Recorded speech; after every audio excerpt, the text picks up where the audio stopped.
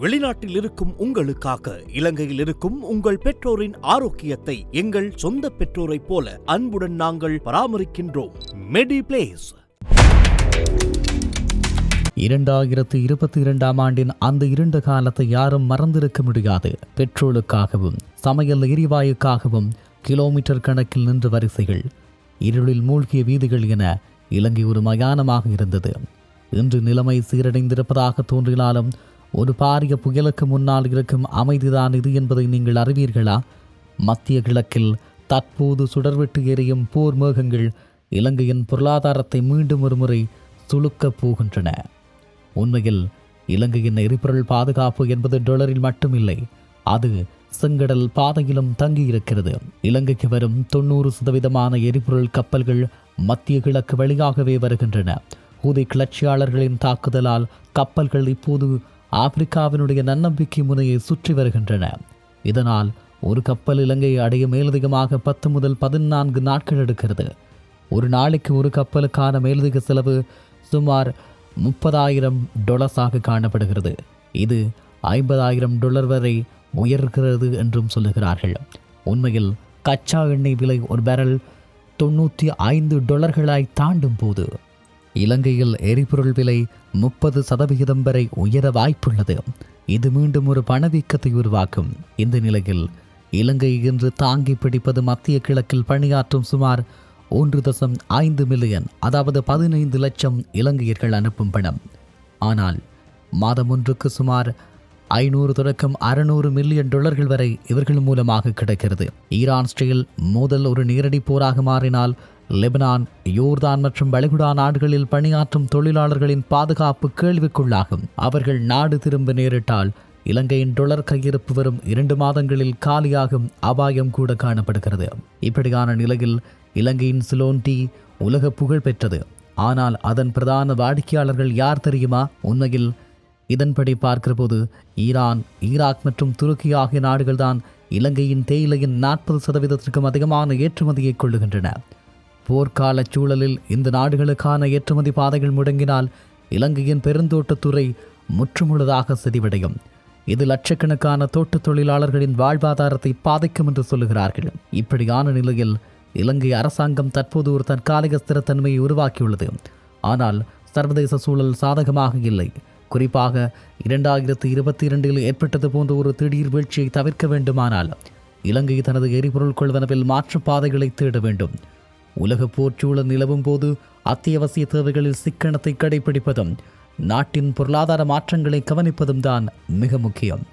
மீண்டும் ஒரு வரிசையில் நிற்கும் நிலையை தவிர்க்க இலங்கை இந்த உலகளாவிய சதுரங்க ஆட்டத்தில் எப்படி நகரப்போகிறது என்பதை பொறுத்திருந்துதான் பார்க்க வேண்டும். உண்மையில் 2022 ஆண்டினுடைய அந்த 2 பக்கங்களை யாரும் அவ்வளவு இலகுவில் மறந்திருக்க மாட்டோம். 1 லிட்டர் பெட்ரோலுக்காக தவம் கிடந்த காலம், கியூ வரிசையில் நின்ற மரணங்கள், இந்த துயரங்களுக்கு முற்றுப்புள்ளி வைத்ததுதான் அந்த QR சிஸ்டம். இப்போது மீண்டும் நடைமுறைக்கு வரப்போவதான அறிவிப்புகள் வெளியாகி மக்கள் மத்தியில் QRக்காக பதிவு செய்கின்ற நகர்வுகள் இடம்பெற்று கொண்டிருக்கின்றது. இந்த சம்பவங்கள் தொடர்பாக சற்று விரிவாகவும் ஆழமாகவும் பார்க்கலாம். இலங்கையின் தற்போதைய பொருளாதார ஸ்திரத்தன்மை என்பது ஒரு மெல்லிய நூலிலையில் தொங்கிக் கொண்டிருக்கிறது. இலங்கை மத்திய வங்கியின் தரவுகளின்படி எமது அந்நிய செலாவணி கையிருப்பு ஓரளவுக்கு முன்னேறியிருந்தாலும் அதில் பெரும்பகுதி கடன்களை திருப்பி செலுத்துவதற்கு ஒதுக்கப்பட்டுள்ளது. மாதம் ஒன்றிற்கு எரிபொருளுக்காக மட்டும் சுமார் $500 மில்லியன் அமெரிக்க செலவிடுகிறது. செங்கடல் பகுதியில் ஹூதி கிளர்ச்சியாளர்களின் தாக்குதலால் இலங்கைக்கு எரிபொருள் கொண்டு வரும் கப்பல்களின் காப்புறுதி செலவை 200 முதல் 300 வரை உயர்த்துவதற்கு தீர்மானித்திருக்கிறார்கள். இது அரசுக்கு மேலதிக பாரத்தை ஏற்படுத்தியுள்ளது. இப்படியான ஒரு சூழலில் இலங்கையின் எரிபொருள் விநியோக கட்டமைப்பு மீண்டும் ஒரு சோதனைக்குள்ளாகியுள்ளது.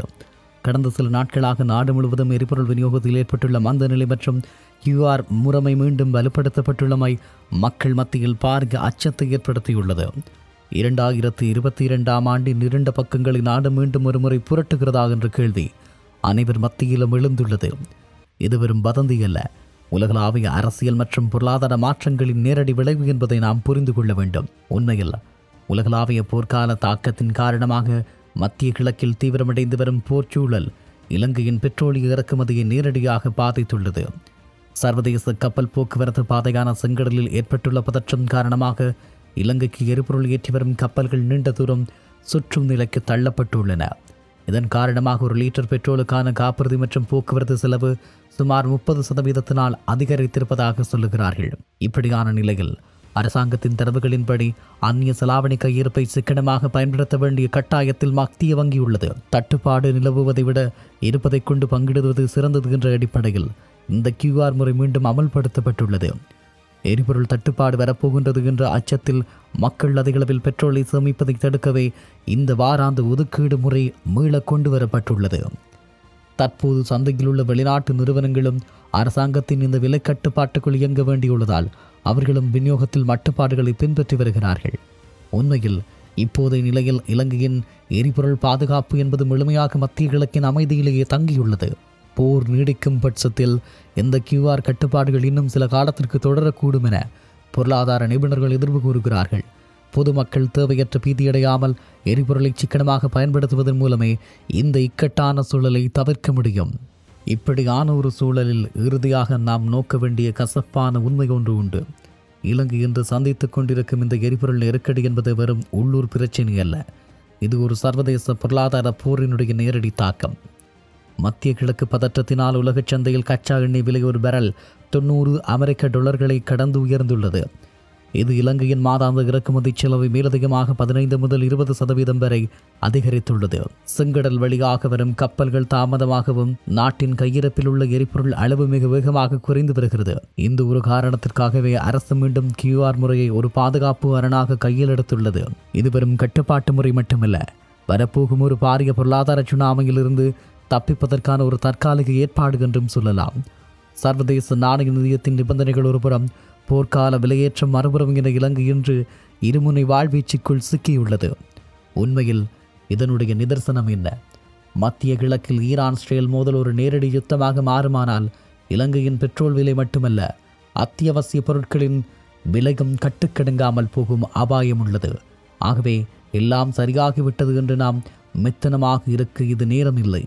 ஒவ்வொரு துளி எரிபொருளும் நாட்டினுடைய அந்நிய செலாவணியோடு தொடர்புடையது. இந்த இக்கட்டான சூழலில் அரசாங்கம் வெளிப்படைத்தன்மையுடன் தகவல்களை வழங்க வேண்டும். பொதுமக்கள் விழிப்புணர்வுடன் செயற்பட வேண்டும். மீண்டும் ஒரு 2022 ஆண்டின் இருண்ட பக்கங்களுக்குள் நாடு செல்லாமல் தடுப்பது இப்போது உலக அரசியலின் கையிலும் நமது சிக்கன நடவடிக்கையிலுமே தங்கியுள்ளது. விழிப்புடன் இருப்போம், பாதுகாப்பாக திட்டமிடுவோம். இந்த நாடும் இந்த நாட்டுடைய மக்களும் இந்த நாட்டினுடைய பொருளாதார எதிர்காலமும் மிகச் சரியாக இருக்க வேண்டும் என்பதிலும், இந்த நாட்டினுடைய எதிர்கால நடவடிக்கைகள் பொருளாதார மந்தகதியினால் மீளவும் வீழ்ச்சியடைந்துவிடக்கூடாது என்பதிலும் கவனமாக இருப்போம். இது ஒரு இக்கட்டான காலப்பகுதி. நாங்கள் ஒவ்வொருவரும் சிந்தித்து செயலாற்றுவதால் அன்றி வேறு எதுவும் மாறிவிடப் போவதில்லை.